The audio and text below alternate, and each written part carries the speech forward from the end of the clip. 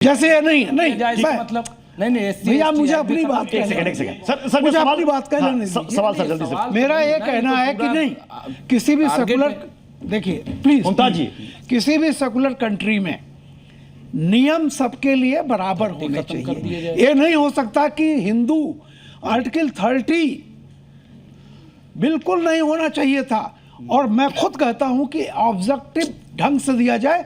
जैसे हमारे यहाँ होता किसी को धार्मिक करना है तो धार्मिक कह रहे हैं कि इस पर सरकार क्या सोच रही है? हाँ नहीं, मैं बीजेपी क्या सोच रही है, क्या चीज है जी।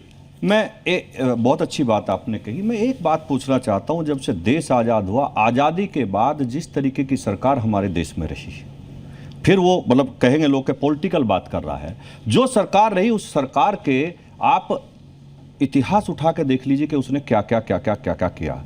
उस सरकार ने हमेशा केवल अपीजमेंट की राजनीति की, और उसी राजनीति के तहत ये आज अगर देश इतनी दिक्कतों में आया तो वो उसी का कारण था। सरकार धीरे धीरे कर रही है, आप निश्चित रहिए। क्या मुस्लिम ने किसी ने सड़कों पर आकर सम्मान किया कि 3 तलाक भारत सरकार ने खत्म किया है?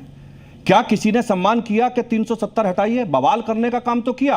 आप आखिर क्या वजह है, इतना हिंदू मुसलमान होता, आप इतने बड़े एग्रेसिव नेता हैं, उसके बाद भी आप हार जाते हो? 3 में से मैं 2 चुनाव जीता हूं लगातार, 2 बार एमएलए में वहीं की पब्लिक ने बनाया हूं। हमारे साथ मैं जो अभी कह रहा था, देखिए फिर आप ये कहेंगे कि हिंदू मुसलमान की बात कर रहा है। डेमोग्राफी जिस तरीके से चेंज होती जा रही है, जिस सरधना विधानसभा में एक टाइम पे 30,000 वोट हुआ करती थी, आज 1.25 लाख वोट है। मेरे हारने का कारण वो है। इस तरीके से जनरलाइज करना कितना उचित है भाई? मैं कह रहा हूं बिल्कुल उचित ना है, लेकिन सत्यता तो है। सत्यता कब तक छुपाओगे, कैसे छुपाओगे, मुझे बता दीजिए। सत्यता तो यही है। एक सत्यता और है, आप भारतीय जनता पार्टी के नेताओं के खिलाफ खूब बढ़िया कुश्ती लड़ते हैं। एक केंद्र में मंत्री थे बेचारे, आप भी हार गए, वो भी हार गए।